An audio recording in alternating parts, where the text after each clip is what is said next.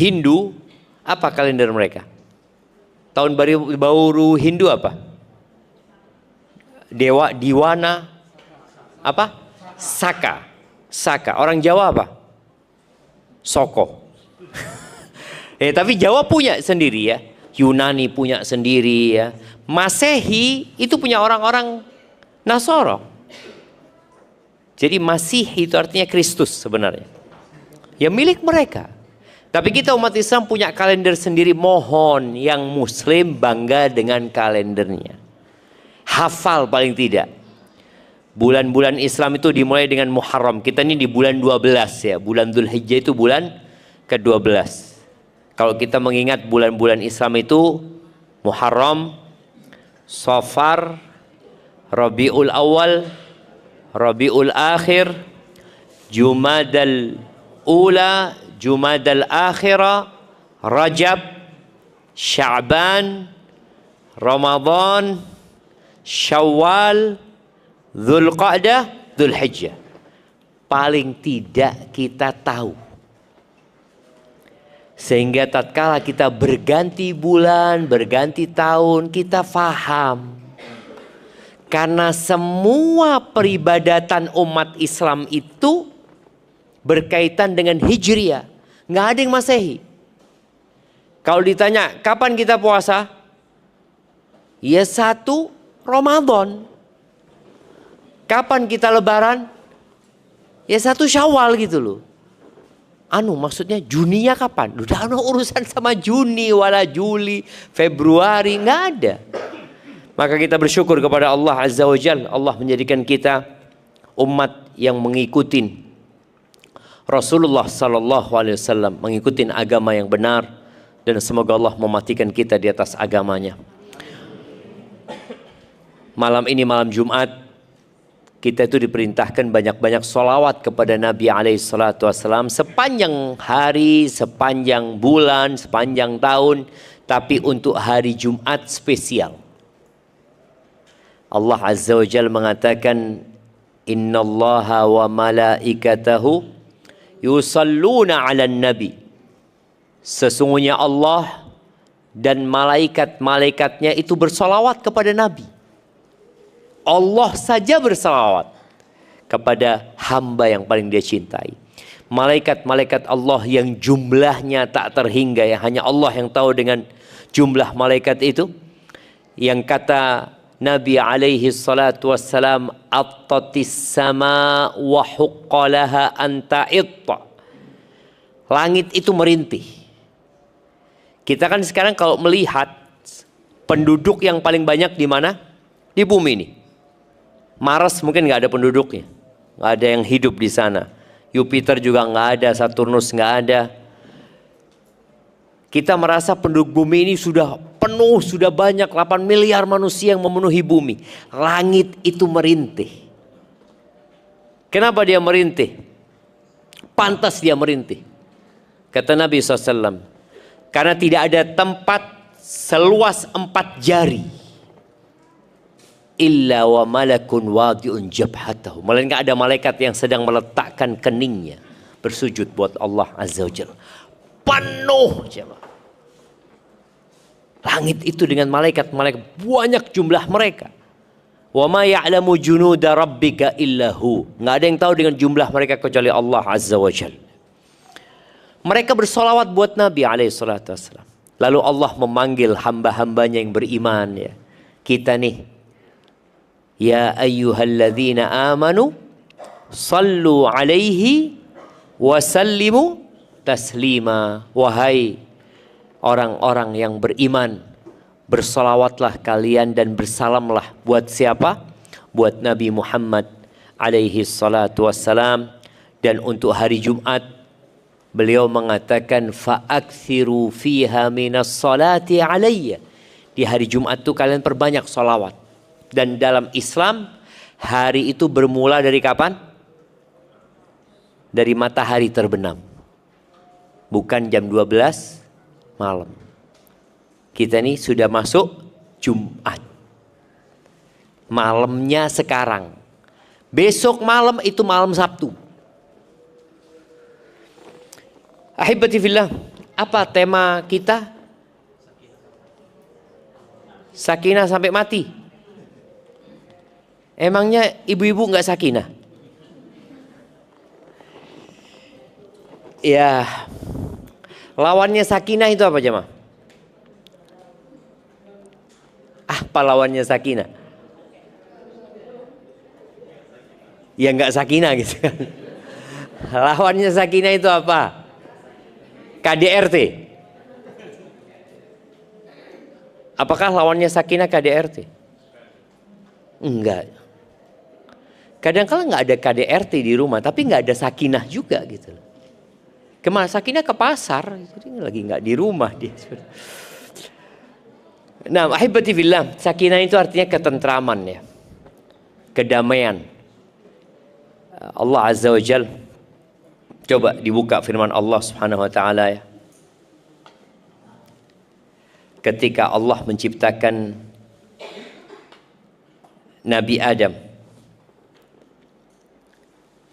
di surat Al-A'raf ayat 189.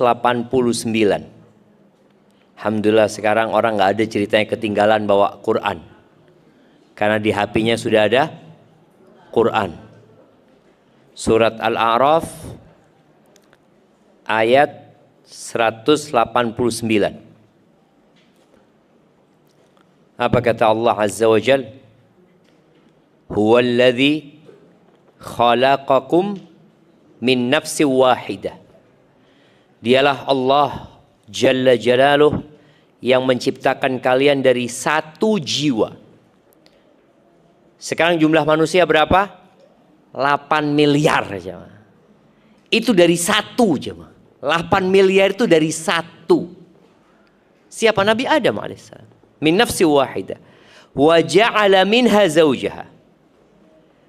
Dan Allah menjadikan dari yang satu ini pasangannya.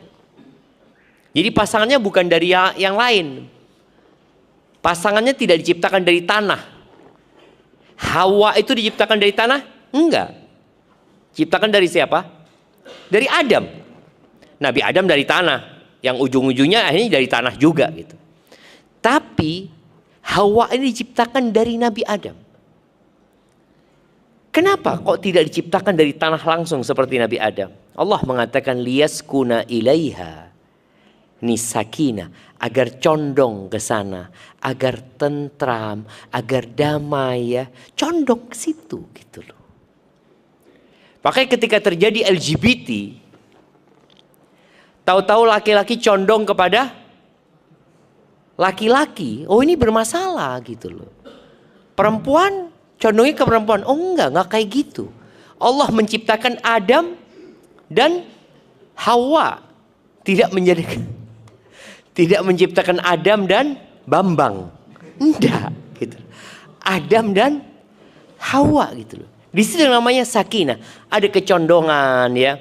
Kalau laki-laki ini keluar rumah, dia kepingin cepat sampai rumahnya.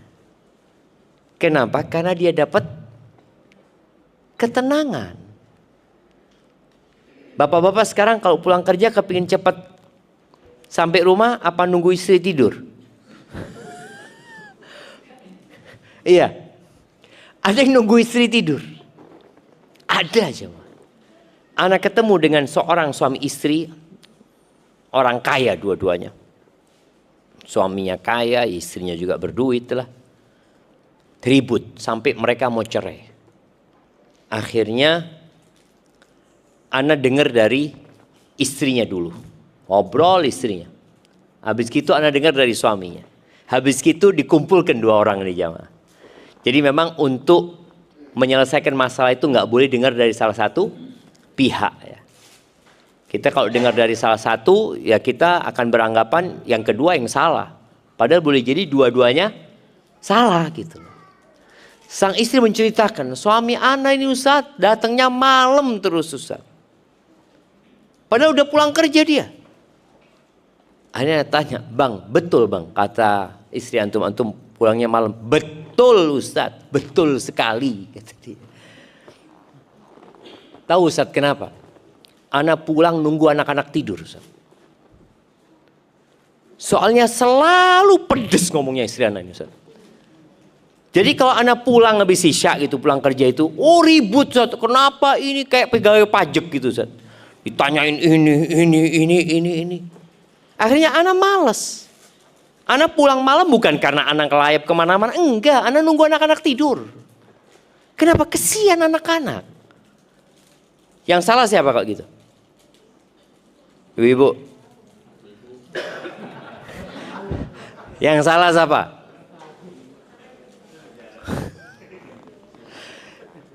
Jadi sakinah itu hilang. Sakinah itu hilang. Jadi suami sudah nggak ada rasa sama istri sebenarnya. Dia mempertahankan rumah tangganya buat apa? Buat anak-anak. Sudahlah anak laksanakan kewajiban anak sebagai seorang suami, anak berikan nafkah. Kemudian buat anak-anak juga anak jadi orang tua yang baik. Cuma kalau sudah ribut-ribut udah Ustaz, anak capek mau ribut Ustaz. Taib. Ini cerita, satu cerita. Anak punya banyak cerita jemaah. Kenapa anak punya banyak cerita? Karena jadi tempat curhatnya orang. Hampir panas kuping anak ini. Kadang-kala anak kalau sudah capek, anak ngomong sudah kirim voice note aja. Soalnya dengernya itu nunggu waktu senggang. Tapi kalau sudah dia telepon mau diputus itu kesian. Ada lagi yang cerita, anak punya suami Ustaz. Ada nggak tahu profesi perempuan ini, tapi kayaknya dokter dia. Soalnya dia ketika ngomong, dia anak praktek sampai malam kata dia. Oh mungkin dokter dia. Dia cerita suaminya kayaknya nggak tahu suka dinas luar kota ini itu ya. Sampai suatu hari Ustaz, kata dia, ana mendapatkan ternyata suami ana selingkuh dengan rekan kerjanya. Bukti-buktinya lengkap semuanya. Akhirnya sampai ke pengadilan. Di pengadilan suami ana berjanji untuk bertobat dan alhamdulillah suami ana berubah. Tapi setelah itu balik lagi. Ana ngomong ya Allah ya. Kata sang istri, ana sekarang melayani suami itu nggak ada rasa, nggak ada sudah. Karena ana tahu dengan perbuatan dia dan dia mengakui semua itu. Fitnahnya laki-laki itu siapa? Perempuan gitu. Makanya dia diperintahkan untuk menundukkan pandangan. Jadi laki-laki ini diperintahkan agar menundukkan pandangannya. Wanita diperintahkan agar tidak terpandang. Agar nggak kelihatan. Makanya kenapa perempuan disuruh pakai jilbab gitu loh. Dan sebenarnya perintah ini untuk menjaga masyarakat. Supaya tidak terjadi perselingkuhan, supaya tidak terjadi perzinaan ya. Maka kalau bicara bagaimana menghadirkan sakinah ya. Maka yang pertama kita harus tahu tujuan kita hidup itu mengabdi kepada Allah Azza wa Jalla. Orang tidak akan dapat sakinah kalau dia sama Tuhannya belum benar. Jadi kalau kita ngelihat kehidupan orang-orang yang jauh dari agama, bahkan tidak beragama, kok kayaknya hidupnya bahagia ya, damai, rumah tangganya seneng banget ya. Bohong jemaah. Kenapa? Karena yang namanya kebahagiaan itu ada dua. Kebahagiaan karena faktor eksternal, kebahagiaan karena faktor internal. Kalau faktor eksternal itu, ya orang bisa bahagia karena rumahnya luas. Kata Nabi SAW, arba'un minas sa'adah. Ada empat hal yang menjadi faktor kebahagiaan seseorang. Rumah yang luas, istri yang solehah, kendaraan yang nyaman, kemudian tetangga yang baik. Ini faktor eksternal. Gak semua orang dapat. Boleh jadi ada orang rumahnya Anda gak luas rumah Anda Ustaz. Apalagi sekarang konsepnya rumah minimalis. apa konsepnya? RS SSSS katanya. Rumah sangat sempit sekali sampai susah selonjoran. Ada orang kayak gitu, konsepnya sudah rumah nggak usah banyak. Dan konsep rumah kecil ini akan berdampak kepada keluarga. Apa dampaknya? Nggak berani punya anak banyak. Karena konsepnya sejak awal sudah rumahnya kecil, ada 1-2 kamar cuma. Orang dulu konsepnya rumah yang luas, ada halamannya. Kalau nanti anaknya sudah nikah pun dibikinkan rumah di sebelahnya. Kita melihat orang-orang dulu itu. Oh, bangun rumah situ, bangun rumah sana, bangun rumah sana. Kadangkala satu RT itu satu keluarga sebenarnya. Itu konsep iman sebenarnya jemaah. Sekarang kan ditakut-takutin. Oh jangan, ini tadi konsep rumahnya udah minimalis. Ana tadi datang ke sini rumahnya nggak minimalis di sini ya. Ana lihat gede-gede banget di sini. Cukuplah buat punya anak 27 mamanya 25 gitu. Masih cukup coba. Tadi ada faktor eksternal. Yang faktor eksternal ini mungkin muslim non muslim bisa dapat. Bisa dapat rumah luas. Orang kafir pun rumahnya luas-luas, mungkin dia dapat istri yang soleh yang nurut, mungkin dia dapat juga. Kemudian dapat apa lagi? Kendaraan yang nyaman, lebih mereka. Kemudian tetangga yang baik bisa didapat. Tapi faktor internal kebahagiaan dan kedamaian itu adalah iman. Iman saja. Apa buktinya? Allah Azza wa Jalla berfirman di surat Man amila salihan, surat An-Nahl ya, ayat 97. Surat An-Nahl ayat 97. Coba siapa yang mau baca jamaah? Nah, silahkan. Itu mic-nya ada.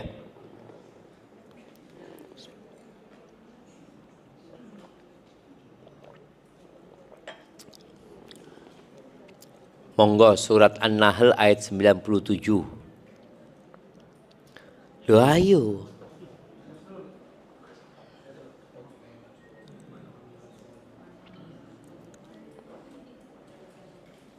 Naam, tafadhal.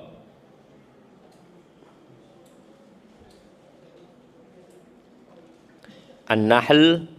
An-Nahl itu artinya kok semut? Lebah. Yang semut apa? Namel. Naam. Tafadhal. Ayat 97.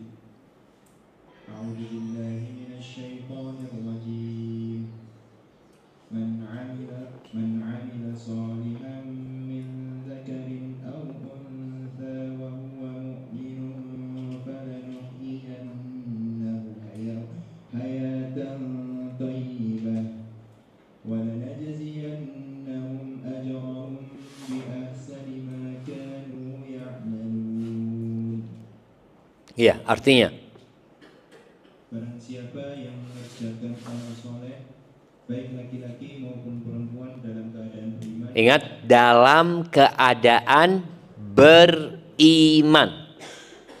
Kalau beramal soleh nggak beriman nggak dapat.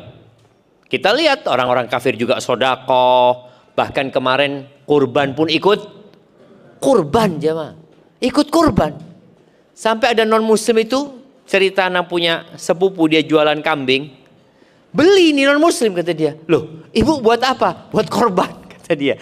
Karena melihat di mana-mana orang jualan kambing ya, dia seneng beli dia. Dia beli kambing untuk korban. Dia taruh di rumah yatim piatu, dia korbankan di sana. Allah syaratkan di sini wa huwa mu'min. Ingat dia dalam keadaan beriman. Baik, dapat apa dia? Maka sesungguhnya akan kami berikan kepadanya kehidupan yang baik, dan sesungguhnya akan kami beri balasan kepada mereka dengan pahala yang lebih baik dari apa yang telah mereka kerjakan. Barakallahu fikum. Allah akan berikan yang namanya hayatan thayyibah. Itu syaratnya iman. Yang itu nggak akan didapat kecuali orang-orang Islam. Cuma sesuai dengan tingkatan iman ini, sebesar itu pula sakinah yang akan didapat. Ingat, Allah menciptakan kita untuk mengabdi kepadanya. Sebagian kita diuji sama pasangannya. Allah Azza wa Jalla mengatakan, wa ja'alna ba'dakum li ba'din fitnah. Kami jadikan sebagian kalian itu ujian untuk sebagian lainnya. Apa tujuannya? Atasbirun. Untuk dilihat sabar nggak kalian? Kalian sabar nggak? ART diuji sama siapa? Sama majikannya. Dia ngeliat, ya Allah, majikanku kok kayak gini, gitu dia. Majikannya juga diuji sama ART-nya. Astagfirullah. Kalau nggak butuh sudah ana pulangin dia. Padahal sama-sama ini jamaah. Sama-sama dapat ujian. Suami diuji sama istrinya. Kadang-kala suami diuji sama mertuanya. Ada yang mertuanya na'udzubillah, punya mertua Ustaz, matri mertua ini Ustaz. Semua fulus. Jadi menantunya yang suka kasih fulus, oh ini menantu yang soleh. Padahal nggak sholat tuh Ustaz. Nggak sholat tuh menantu, tapi suka ngasih fulus. Kata mertua apa? Soleh ini. Ini anak soleh ini. Makanya anak soleh rezekinya banyak. Kalau yang fulan, ya Allah, rajin ke masjid tapi fulusnya sedikit. Itu kadang-kadang seperti itu. Ini ujian jemaah. Istri diuji sama suaminya. Dan dunia ini tidak bersahabat dengan siapapun jemaah. Ingat, dunia ini tidak bersahabat dengan siapapun. Nabi Nuh diuji sama siapa? Istrinya. Istrinya. Diuji sama anaknya. Nabi Lut sama istrinya juga. Istrinya Nabi Lut. Asiyah binti Muzahim sama suaminya. Fir'aun suami. Gimana tuh? Dia seorang wanita yang salihah, mukminah, dapat suami Fir'aun. Nabi Ibrahim diuji sama siapa? Bapaknya. Nabi kita Muhammad SAW diuji sama siapa? Pamannya. Bayangkan Abu Lahab, seorang paman yang seharusnya bela keponakannya, malah menyakitin keponakannya. Jadi ujian itu sudah menjadi keniscayaan dalam kehidupan ini. Bagaimana supaya rumah tangga ini sakinah? Bagaimana bahtera itu tetap bisa sampai ke tujuan walaupun ombaknya besar. Bapak-bapak, ibu-ibu pernah melihat ya, sekarang Masya Allah dengan adanya video ini, anak kadang-kala melihat ada kapal-kapal yang bawa kontainer itu ya. Itu isinya berapa kadang-kala jemaah? Kapal itu. Ada yang tahu? Kapal terbesar dunia itu ngangkut kontainer berapa ratus? Berapa? 2000. 2000 jemaah. Bayangin ya. Kena ombak. Aneh kalau ngeliat, ya Allah tenggelam ini, tenggelam. Enggak ternyata jemaah. Enggak tenggelam dia jemaah. Kenapa? Karena dia sudah dipersiapkan untuk itu. Sekarang di negeri kita, tahun 2013, jumlah pernikahan itu kira-kira 2 juta. 2 juta lebih lah. 2.100.000 atau Anda lupa. Tahun 2013. Kemudian 2014, 15 turun. Sekarang jumlah pernikahan di negeri kita itu tinggal 1,5 juta. Berarti 1/4 hilang. Orang akhirnya nggak nikah. Kenapa orang-orang nggak nikah? Ini perlu jadi bahan penelitian. Kira-kira apa? Jumlah penduduknya bertambah ya. Jumlah yang menikah berkurang. Kira-kira apa sebabnya? Standar dunia. Iya, dengan adanya media sekarang mungkin orang melihat di Korea nggak nikah. Ya. Di Korea itu sekarang perempuan nikahnya di atas umur 30 tahun. Ibu-ibu dulu nikah umur berapa? Umur berapa? Yang paling kecil umur berapa nikah di sini? Yang paling kecil 25. Nah, yang paling kecil, yang paling muda umur berapa? Ada yang umur 17 tahun nikah? Hah? Anak punya bibi itu nikah umur 12 tahun. Gak ada masalah cuma. Orang dulu itu Aisyah nikah umur berapa? 9 tahun. Oh, sekarang 9 tahun Ustaz. Kayak opo Ustaz? Ya tadi karena memang manusianya berubah. Mentalnya berubah.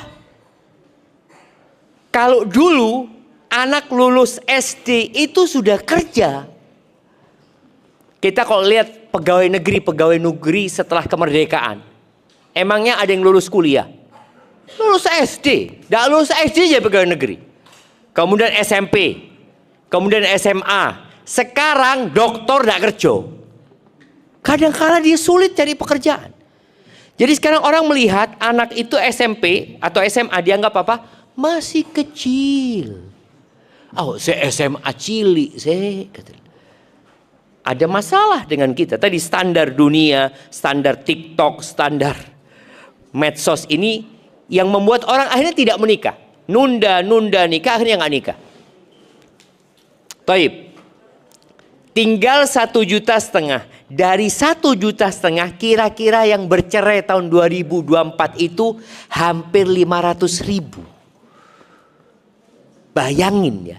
1,5 juta sing kawin, yang pegatan 500.000, hampir 500.000. Dan rata-rata pengantin baru, bukan pengantin lawas, bukan. Artinya anak-anak muda yang baru nikah 3 bulan, 4 bulan, 6 bulan, pegatan, jamaah subhanallah. Masalahnya apa? Ya banyak sekali sebenarnya permasalahannya. Mereka tidak dipersiapkan. Di rumah dia tidak mendapatkan pendidikan untuk menjadi istri yang perempuan.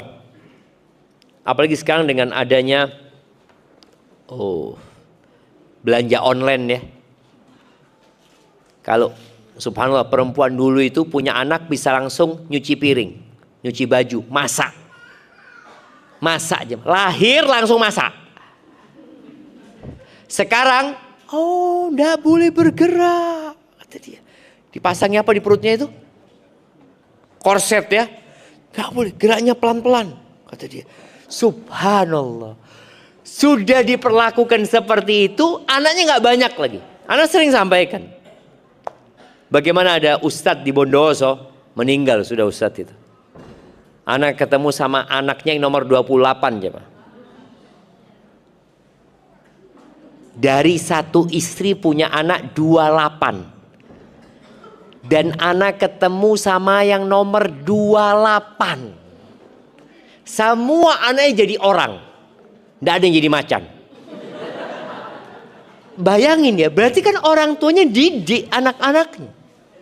Sekarang punya anak lebih dari 3, aduh susah mendidiknya. Susah loh, ya apa sih? Engkau baru 3. Anak ketemu lagi di Jakarta sama satu orang. Bapaknya itu punya saudara 24. Jadi 25. Kata dia, anak punya nenek ustadz, tidak punya pembantu. Punya anak 25. Tanpa pembantu. Sekarang anak telu, pembantunya 7. Kita lihat coba. Akhirnya nih anak semuanya jadi dewasa. Jadi sang kakak ketika umur 9 tahun dia punya adik umur 1 tahun. Ketika kakaknya umur 15 tahun dia punya adik yang umur 1 tahun. Jadi sang kakak ini udah jadi pengganti ibunya. Udah bisa ngurusin adik-adiknya. Karena udah dipersiapkan. Sekarang banyak orang perempuan tuh dipersiapkan untuk kerja. Dia dibesarkan untuk golek duit. Itu yang terjadi. Jadi dia dibesarkan bagaimana dia bisa menghasilkan uang. Bukan dibesarkan bagaimana engkau menciptakan generasi masa depan. Engkau sebagai ibu lah yang akan melahirkan generasi masa depan. Yang akan mencetak orang-orang yang akan menjadi pemimpin. Ini enggak. Sampai ada seorang perempuan, kesian dia. Dia curhat, dia mengatakan, Ustaz, anak ini udah ingin nikah Ustaz. Di Surabaya apa ya? Dia ngomong, bapak anak sudah meninggal dunia Ustaz. Ibu anak nyuruh anak kuliah. Anak enggak mau kuliah. Anak cukup lah udah belajar, anak mau nikah. Anak mau jadi istri, anak mau belajar jadi istri, soalnya jadi ibu. Kata ibu enggak. Oh iya, disuruh kuliah hukum supaya engkau nanti bisa cari duit. Ada lagi seorang perempuan yang dia tanya, Ustadz, anak ini minta izin sama suami anak supaya anak kerja cari duit. Tapi sama suami anak nggak boleh. Padahal anak kepingin mandiri. Jadi kalau suami anak mati, anak bisa mandiri. Loh, anak ngomong. Jadi dia sudah doakan suaminya mati duluan. Supaya kalau suaminya mati, dia bisa mandiri. Jamaah. Jadi tadi ada standar dunia yang akhirnya rusak. Mindsetnya orang tentang pernikahan itu jadi rusak. Repot, menyulitkan, aduh, ruwet. Ngurusin suami, nggak bisa lagi jalan-jalan gara-gara harus izin sama suami. Akhirnya orang tadi menunda pernikahan, nggak nikah-nikah. Setelah nikah, cerai juga. Maka ahibati fillah, kita harus belajar ya. Bagaimana menghadirkan sakinah dalam rumah tangga, ya mau tidak mau harus belajar. Anak-anak kita juga harus diajarin ya. Agar mereka bisa melayani suaminya dengan baik. Kalau dia laki-laki, dia bisa menjadi suami yang sabar. Apa sih yang diinginkan suami dari istri? Orang itu harus belajar. Karena laki dan perempuan ini beda. Berbeda. Yang pertama yang diinginkan oleh suami dari istrinya, penghormatan. Betul bapak-bapak. Jangan sampai kehormatanku direndahkan. Ibu-ibu jangan sampai merendahkan suaminya. Apalagi ngomong tentang suami dengan merendahkan di hadapan orang tuanya. Di hadapan kawan-kawannya lah. Allah Azza wa Jal berfirman di surat An-Nisa ya. Ayat 34. Ar-rijalu qawwamuna 'alan nisa. Kata Allah, laki-laki adalah pemimpin bagi kaum wanita. Pemimpin itu tidak akan jadi pemimpin kalau enggak dihormati. Salah satu bentuk penghormatan ya ditaati. Enggak, saya hormat sama suami saya. Cuma kadang-kala enggak nurut Ustaz. Kenapa? Suami anak belum soleh Ustaz. Loh, wajib menghormatin suami walaupun dia enggak soleh. Tetap dihormatin selama perintahnya suami tidak bertentangan dengan perintah Allah, tetap harus dilaksanakan.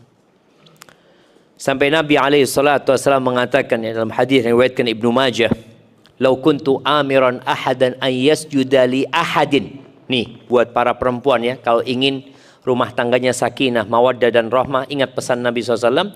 Kalau aku memerintahkan seseorang untuk sujud kepada orang lain, la amartul mar'ata an tasjuda li zaujiha. Pasti aku perintahkan istri untuk sujud kepada suaminya. Kalau ada perintah sujud. Walladzi nafsu Muhammadin biyadih. Demi yang jiwa Muhammad berada di tangannya, la tu'addil mar'atu haqqa rabbiha. Seorang wanita tidak akan menunaikan hak Tuhannya sampai dia menunaikan hak suaminya. Walau sa'alaha nafsaha wahya ala qatabin lam tamna'hu. Kalau suaminya mengajak istrinya ke ranjang, hendaklah dia taat dan nurut walaupun dia berada di atas kendaraan. Dengar no ibu-ibu. Ibu-ibu mau keluar ke pasar, wis naik mobil, tahu-tahu suaminya dari pintu ngomong, mulai. Lu mau ke pasar? Nggak ada pasar, pulang. Lu iya jemaah, ini sebagai bentuk penghormatan kepada suaminya. Kalau dia bekerja dapat izin dari suaminya, dia bekerja. Tahu-tahu suaminya ngomong, "Dek, pulang dek ya. Ada perlunya Dek." Loh, aku praktek Mas. Tutupan praktek Mas, bismillah. Pulang jemaah. Tunaikan hak suaminya. Lalu gimana dengan pasien-pasien tuh? Suruh nunggu. Lah orang kadang kala anak itu nunggu dokter ya. Kadang kala nunggu dokter tuh sampai 1 jam. Karena ternyata dokter itu operasi umpamanya. Ada hal darurat. Lebih darurat mana operasi pasien sama operasi suami? Lebih darurat mana jemaah? Loh suaminya. Kalau enggak ngamuk-ngamuk di rumah. Maka ini sesuatu yang perlu diperhatikan. Di antara bentuk penghormatan itu tadi memenuhi urusan ranjang. Bahkan ada sebuah hadis yang diriwayatkan oleh Imam Tirmidzi. Idza rajulu da'a zaujatahu li hajati falta'ti. Apabila seorang suami memanggil istrinya untuk memenuhi hajatnya, falta'tihi, hendaklah istri nurut dan mendatangi suaminya. Wa in kanat 'alat tanur, walaupun dia sedang masak di atas tungku. Tungku, tahu tungku ya? Sekarang apa bahasa Jawa tungku itu? Kompor, tutu. Kok kompor? Yang pakai kayu apa itu? Pawon. Tani. Apa bahasa Jawanya ya? Yang pakai kayu itu jemaah. Pawon. Tungku. Tumang. Loh, tumang jemaah. Tumang itu tadi, tanur itu bukan kompor biasa. Kalau kompor sekarang kan dimatikan mati. Loh kalau tungku itu mau dipateni apa? Nggak apa-apa, gosong. Dipanggil suami, masak, tinggalan masak. Kalau sekarang alhamdulillah lagi masak, matikan. Selesai. Walaupun nanti ya apa Ustaz loh. Hormati suami. Ini salah satu yang perlu diperhatikan kalau ingin mendapatkan sakinah. Kenapa? Ketika suami dapat menyalurkan syahwatnya, sakinah itu langsung datang. Yang suntuk-suntuk, ya masalah-masalah, alhamdulillah hilang kabeh jemaah. Tapi ketika itu tidak, maka hilang sakinah. Kenapa Anda sebutkan di awal ini? Karena memang banyak terjadi perselingkuhan, banyak, ya bukan berarti perselingkuhan itu dilegalkan karena istri tidak memenuhi hak, tetap haram hukumnya. Tapi tadi bagaimana mendatangkan sakinah, bagaimana suami kalau pulang itu ya mendapatkan pelayanan yang baik. Yang kedua, penghargaan atas peran dia sebagai seorang suami. Jadi kalau kita lihat anak laki-laki itu setelah dia bekerja, sukses, dia menikah, waktu dia untuk orang tuanya lebih sedikit. Lebih banyak buat siapa? Ya buat istrinya. Hidup sama istrinya. Secara agama, kewajiban memberikan nafkah itu buat istri lebih dulu, baru buat orang tua. Bapak-bapak, lebih wajib mana memberikan nafkah kepada istri apa orang tua? Bapak-bapak, Anda tanya sama ibu-ibu. Nah, istri. Kepada orang tua itu berbakti. Kalau orang tua kaya kita nggak wajib ngasih nafkah. Tapi kalau istri kaya tetap wajib ngasih nafkah. Wajib. Maka tolong para istri itu menghargai suaminya. Dan ternyata kebanyakan wanita itu masuk neraka karena tidak menghargai suaminya. Ucapkan syukron lah. Zakallah khair. Nabi SAW ketika mengatakan uritun nar fa idza aktsaru ahlihan nisa, ditampakkan kepada aku neraka, ternyata kebanyakan penghuni neraka itu siapa? Wanita. Apa penyebabnya? Yukthirna la'n. Perempuan itu suka melaknat. Kalau sakit hati, jelek omongnya. Betul bapak-bapak.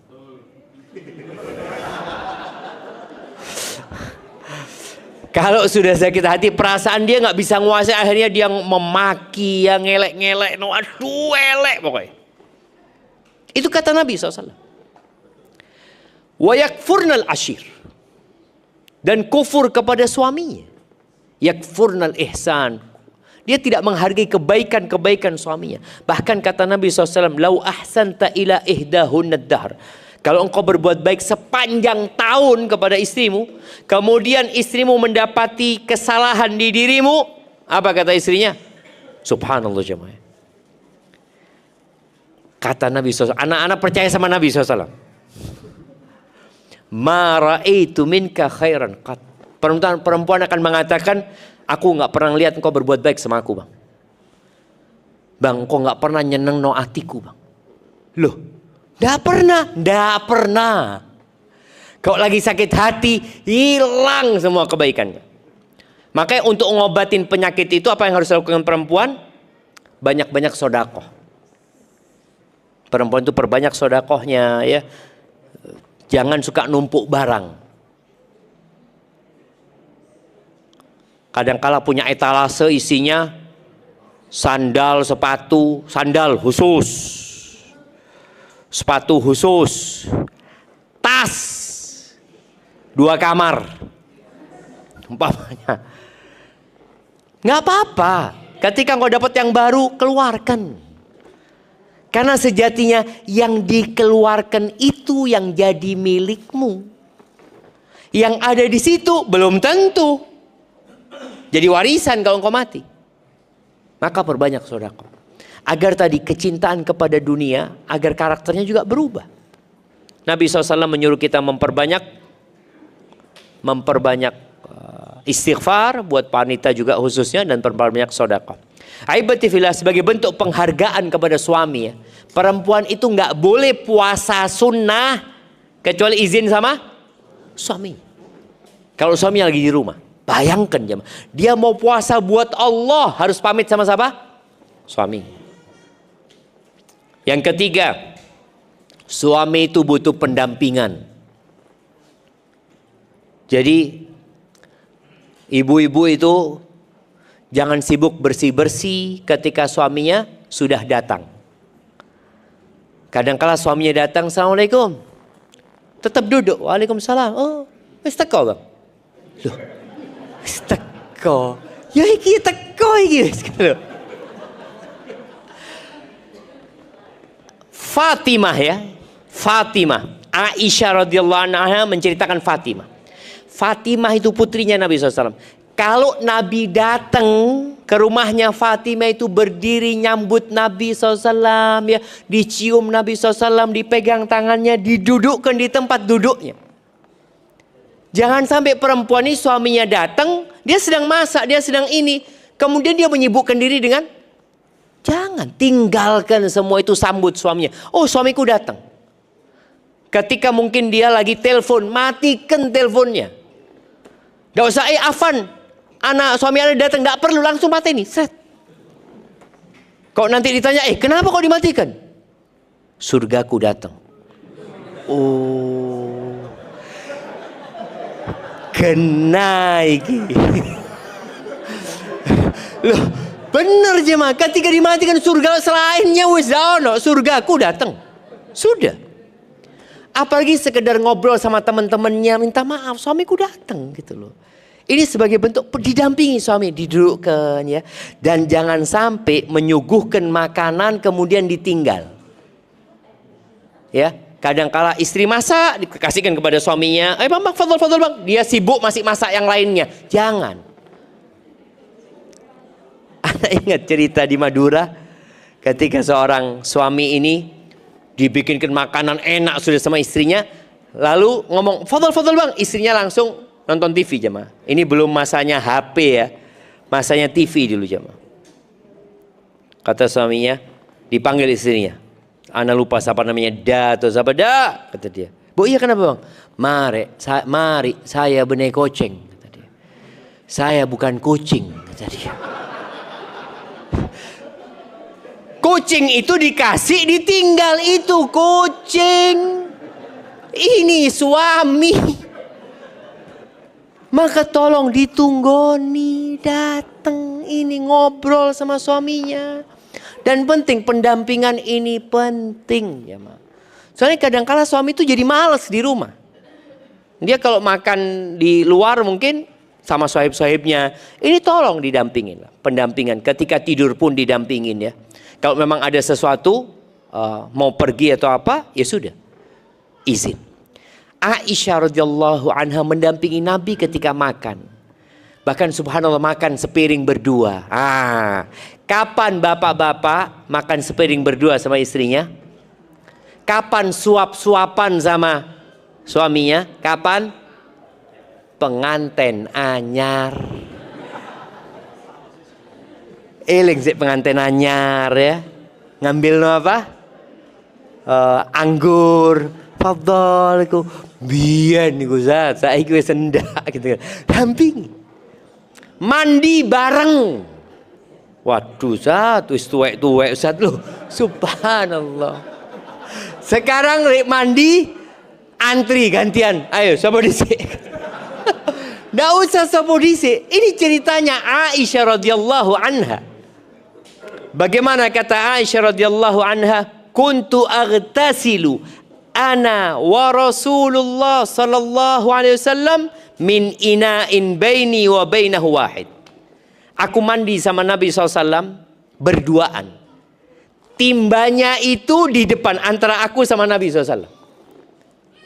Bukan pakai shower jamaah ya. Pakai timba. Ya wadahnya nggak banyak. Fayubadiruni, Nabi SAW ngambil airnya lebih dulu. Aku ngomong, hatta akul da'li Rasulullah, sisakan buat aku airnya, jangan dihabiskan gitu loh. Jadi mandi bareng Nabi SAW sama istrinya. Kapan bapak-bapak terakhir mandi bareng? Kapan bapak-bapak? Tuh Zat. Ya apa mau mandi bareng Zat? Ngurusi are-are ini itu loh. Dampingi sampai mandi pun, bang mau mandi. Tak konconi bang. Masya Allah. Ditemani jemaah. Ini ya bapak-bapak suka nggak ditemenin istrinya kalau mandi? Ada bapak-bapak enggak Ustaz. Wedi dilakoni mbek bojone. Baik, yang keempat. Suami itu suka hal yang menarik dari istrinya. Atraksi dari istrinya. Pakaian yang indah. Makanya kata Nabi SAW, wanita yang paling baik itu yang kalau dipandang nyenengno hati. Maka tolong kalau di rumah itu pakaiannya yang menyenangkan hati. Tapi perlu diperhatikan kalau ada anak, jangan sampai pakai baju seksi anaknya kelihatan. Maka ketika anaknya sudah tidur semua atau anaknya lagi sekolah ya, hendaklah istri ini pakai baju yang menarik buat suaminya. Dan suami juga jangan bakhil-bakhil. Belikan istrinya baju yang menarik gitu loh. Karena wes cukup ibu. Nanti belinya gitu loh. Ya dalam artian tadi apalah pakai perhiasannya ya. Karena terus terang ana sedih sekali. Para istri itu cantiknya kapan? Kondangan, wes. Pokoknya kalau suaminya lihat istrinya di depan cermin ya, berhias, ono acara apa? Mesti tanya, ada acara apa? Karena dia di rumah tidak melakukan itu. Beberapa kali yang sampaikan kita perlu merubah mindset masyarakat ya. Ada rias artis itu apa namanya? Moa. Tadi dirubah. Rias istri. Nggak apa-apa mereka datang ke rumah, merubah istrinya, merias istrinya. Boleh jadi suaminya datang ditunggu di depan pintu. Dibukakan pintu, langsung ditutup sama suaminya. Astagfirullah. Omahe sopo iki? Karena kok bojone lain gitu kan. Dia ngomong, "Mas, aku Mas." Delok. Mosok gitu loh. Karena memang tadi kalau sudah berias dengan riasan yang tadi rias artis itu berubah jemaah. Sing ireng jadi putih. Jadi benar-benar berubah, nggak apa-apa, nggak apa-apa. Baik, kemudian yang kelima, suami itu suka dengan suara yang lembut ya. Nggak suka dengan wanita yang suka teriak-teriak. Kalau bicara ya kadang-kala di atas suara suaminya. Allah Azza wa Jalla menyebutkan di surat Al-Ahzab ayat 32, "Fala takhda'na bil qaul." Allah mengatakan, kalian para wanita jangan melembutkan suara dalam berbicara. Kepada siapa? Ketika ngomong sama orang lain. Fayatma alladzi fi qalbihi marad. Orang laki itu kalau dengar suara lembut, apa yang akan terjadi dengan hatinya? Jadi kepingin. Dia berpikir, oh kayaknya perempuan ini mau ini itu. Nggak boleh. Orang, apalagi kalau laki-laki yang ada penyakit di hatinya ya. Wa qulna qawlan ma'rufa. Ini sama orang lain jangan ngomong yang lembut. Kalau telepon yang tegas. Kalau telepon sama laki-laki lain yang tegas. Tapi kalau sama suaminya tolong lembutkan suaranya. Lembutkan suaranya. Kemudian yang keenam, suami itu butuh dukungan dan motivasi dalam pekerjaan dia ya. Dukunglah suaminya. Ketika dia mungkin dalam kondisi jatuh, punya masalah, selalu hadir untuk memberikan motivasi, kesabaran agar ya suaminya bisa tegak menghadapi ujian yang ada. Seperti yang terjadi sama Rasulullah SAW. Ketika Nabi pulang dari Gua Hira, siapa yang memberikan dukungan dan motivasi kepada Nabi SAW? Khadijah. Dan istri itu jangan maksa suaminya cerita. Jadi laki-laki itu nggak suka gitu loh. Ada apa bang? Masalahnya apa sih? Nggak suka. Biarkan suaminya tenang, nanti dia kalau sudah sakinah itu ada, dia akan cerita. Perempuan harus tahu dengan karakter laki-laki. Dia kadang-kadang nggak ingin urus.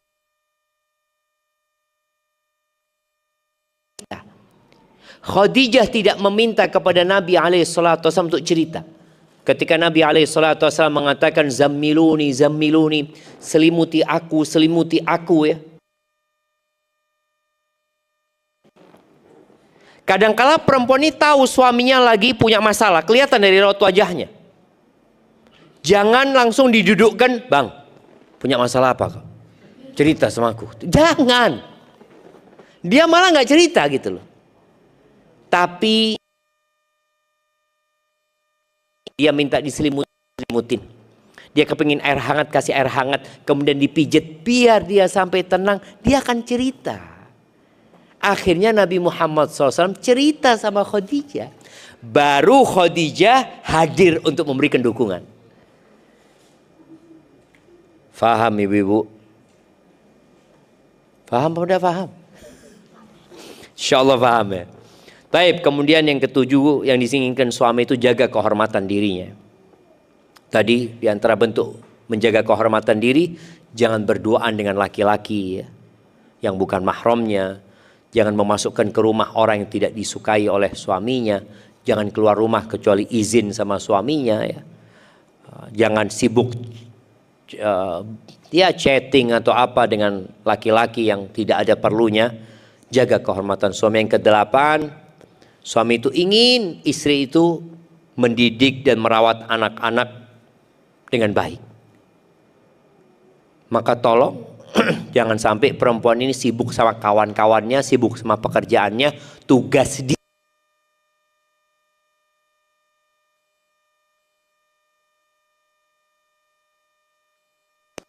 Ya ibunya gitu loh. Maka tolong Jadikan anak-anak prioritas ya. Kemudian yang ke-9, cinta. Cinta. Artinya suami ya butuh dicinta.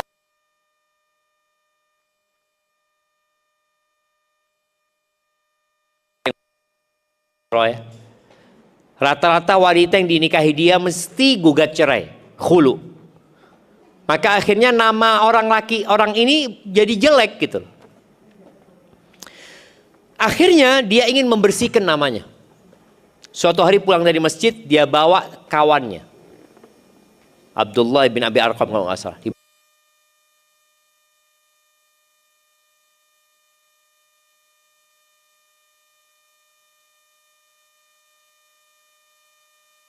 Aku minta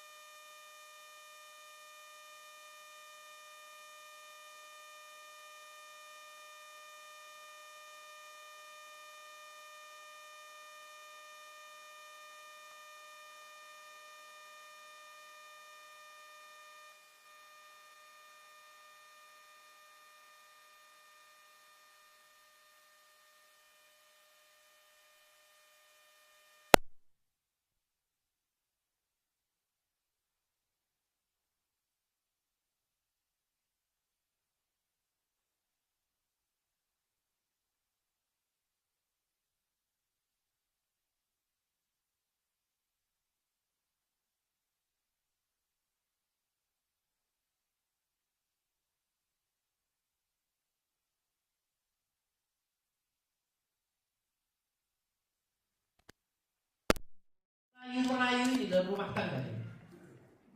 Kata Umar bin Khattab, fa inna aqallal buyut allati tubna 'alal hubb, sedikit rumah tangga yang dibangun di atas cinta. Bapak-bapak pikir istrinya masih cinta sama bapak? Hah? Apalagi kalau pernah disakiti hati, pikirnya cinta? Enggak, kadang-kadang. Terus kenapa mempertahankan rumah tangga? Walakinnan nas yata'amaluna bil ihsani, bil islami wal ihsan. Tapi mereka itu bergaul ya dengan landasan Islam dan diperintahkan untuk berbuat baik. Ya udahlah, dilakoni. Hidup ini ujian. Dapat suami kayak gitu nggak harus ada cinta, tapi suami itu ingin dicintai. Makanya antum tunjukkan kecintaan kepada para perempuan ya, kepada suaminya. Adapun yang diinginkan oleh istri dari suami, yang pertama cinta. Yang pertama itu cinta. Makanya kadang-kadang istri tanya sama suaminya, "Bang, kok cinta sama aku, Bang?" Nggak ada perempuan di dunia ini kecuali engkau. Masya Allah. Padahal banyak perempuan di sana. Iya, tunjukkan cinta. Nabi SAW ketika ditanya tentang Khadijah, "Inni ruziktu hubbaha." Aku tuh dikasih rizki cinta sama dia. Cinta. Dan ketika ditanya siapa orang yang paling beliau cintai, Aisyah katanya. Nggak ada masalah ngomong itu. Aisyah yang paling dicintai. Dan orang itu jadi seneng ketika dicintai gitu. Apalagi ada satu perempuan ya, semoga Allah menjaga dia. Dia punya masalah sama suaminya. Dia ngomong, "Ustaz, ini Ustaz, ana tunjukin Ustaz ya. WA dia sama ana, WA dia sama perempuan lain. Kalau sama nggak ada apa emoticon itu, nggak ada yang cinta, nggak ada Ustaz. Tapi sama perempuan lain, Masya Allah, ana lihat memang benar. Jadi kadang-kala orang itu, laki-laki itu kalau lagi mancing ya, dia kasih umpan yang banyak gitu, karena dia ingin sama perempuan itu, tapi sama istrinya enggak, kering. Maka tolong berikan cinta kepada istri. Ya, di antara tadi kata-kata sayang, cinta ya. Mudah-mudahan dengan cara itu sang istri mendapatkan sakinah karena dia merasa aman, suamiku sayang sama aku, nggak mungkin dia meninggalkanku. Yang kedua, penghargaan. Hargai perjuangan istri. Apalagi kalau istri antum punya anak dari antum, hargai itu. Dia hamil anak antum 9 bulan. Dan dia mengeluarkan anak antum, mempertaruhkan nyawanya. Dihargai jamaah. Kalau nggak ada kebaikan istri kecuali dia mengandung anak kita, kemudian melahirkan anak kita, cukup untuk dihargai. Dia punya banyak kekurangan, jelaslah dia manusia biasa. Ketika dia menyuguhkan sesuatu, ya, kita ini di restoran, kita ini di kantor, dikasih air, dikasih apa, kita katakan jazakallah khair, syukran. Tapi istri kita memberikan sesuatu biasa aja. Karena bayangan kita, kan memang kewajiban dia sudah. Oh enggak, hargain dia. Ucapkan jazakumullah khair. Doakan dia ya. Kemudian yang ketiga, berikan perhatian dan pendampingan. Ya, anak ingat dengan istri seorang jenderal.